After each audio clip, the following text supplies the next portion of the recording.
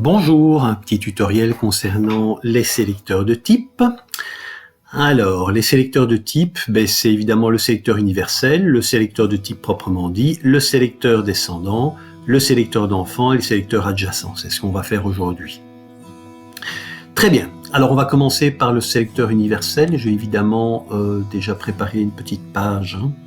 Elle est ici, une petite page HTML. Et nous allons utiliser d'abord le secteur universel. Le secteur universel dit bien ce qu'il veut dire. Il vise toutes les balises. Donc si je mets un background ici, background yellow,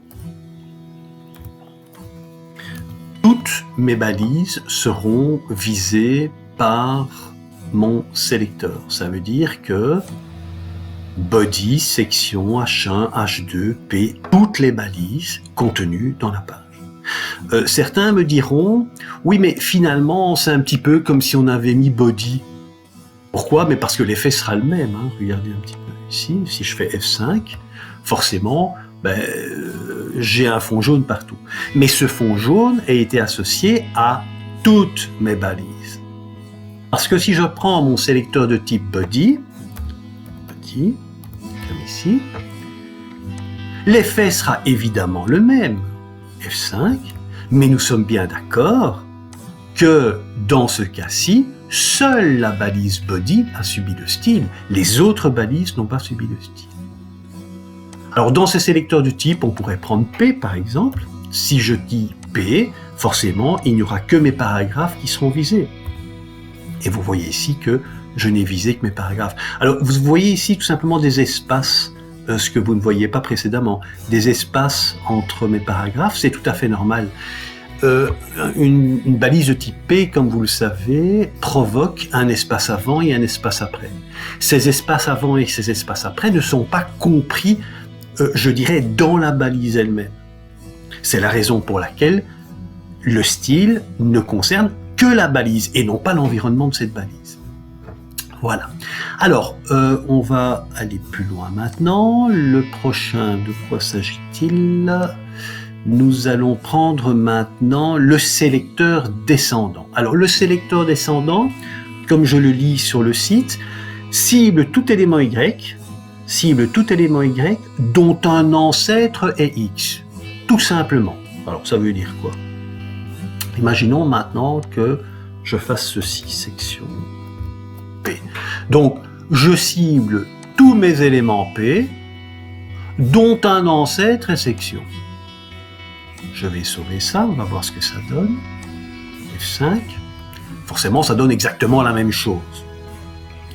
Mais, on est bien d'accord que ici, donc j'ai ciblé tous mes éléments P, dont un ancêtre est section. Cet ancêtre n'est pas nécessairement l'ancêtre direct. Si je fais un div ici, si je rajoute une balise div, j'encadre mes 3 premiers paragraphes par un div. On pourrait se dire, tiens, mais maintenant, mes paragraphes ont pour ancêtre direct un div, et puis, c'est le grand-père qui est section. Donc, est-ce que ça va fonctionner? Mais bien sûr que ça va fonctionner. Bien sûr que ça va fonctionner. Voilà, F5, ça fonctionne très bien. Pourquoi? Parce qu'on vous dit bien, cible tout élément Y, dans notre cas c'est les P, dont un ancêtre, quel que soit le niveau, quel que soit le niveau de cet ancêtre, quelle que soit la place de cet ancêtre dans la hiérarchie du DOM, est un élément X. Dans notre cas, c'est section. On est d'accord? Dans le cas du sélecteur d'enfant, là, on est dans un autre cas. Pourquoi? Parce qu'on dit simplement que l'élément Y doit être un enfant direct de l'élément X. Alors, on va reprendre notre petit cas ici. Je vais simplement rajouter plus grand que. Et cette fois-ci, je dis tous les paragraphes dont l'ancêtre direct est section. Alors, je rappelle que j'ai rajouté mon div ici. Ici, mes paragraphes, leur ancêtre direct, c'est une division, donc ils ne seront pas visés par le style. Par contre, ces deux paragraphes-ci, Mais eux, leur ancêtre direct, c'est bien section. Ne vous laissez pas prendre par le fait que j'ai un peu indenté mes lignes. Hein. Mes paragraphes ici, mes deux paragraphes ne sont pas compris dans mon H2. Hein. On voit bien que le H2 s'ouvre ici et se ferme là. Donc ils ne sont pas compris dedans. On est bien d'accord que mes deux paragraphes sont bien compris directement dans ma balise section.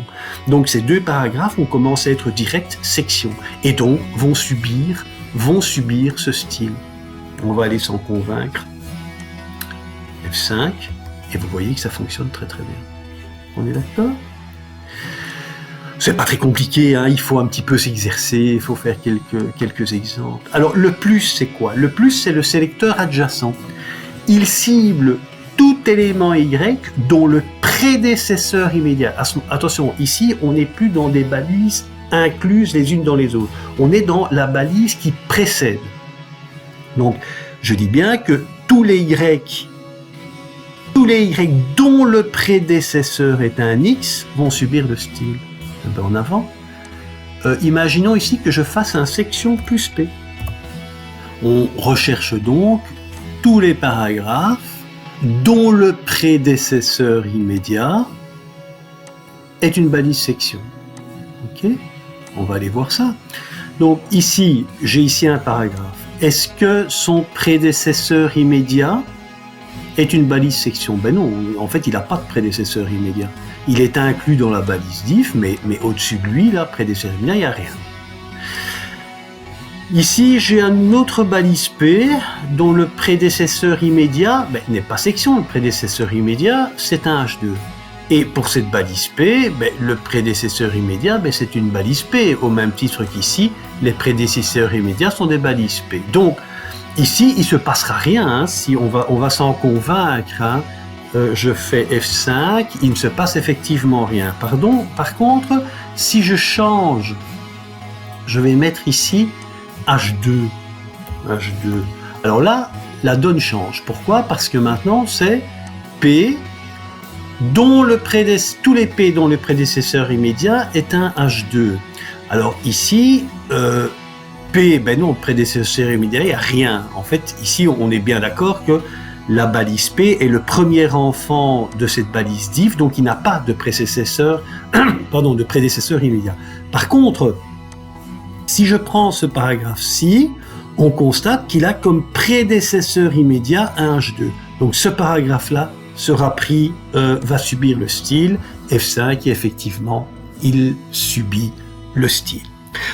On peut encore prendre un autre exemple. On peut prendre les H2, on peut prendre les divs, les divs qui succèdent directement à un H2.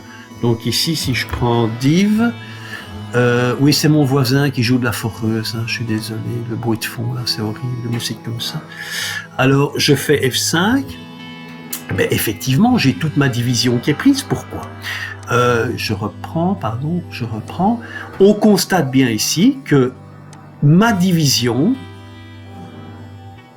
est bien précédée par un H2. Donc ma division va prendre le style, et dans ma division, j'ai 3 paragraphes.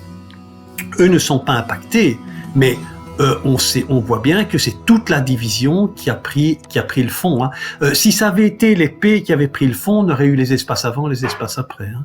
Donc c'est bien la division qui a subi le style. Ok. Voilà, j'espère que vous avez bien compris les sélecteurs de type. Au cas où vous ramenez vos questions en classe. À très très très bientôt.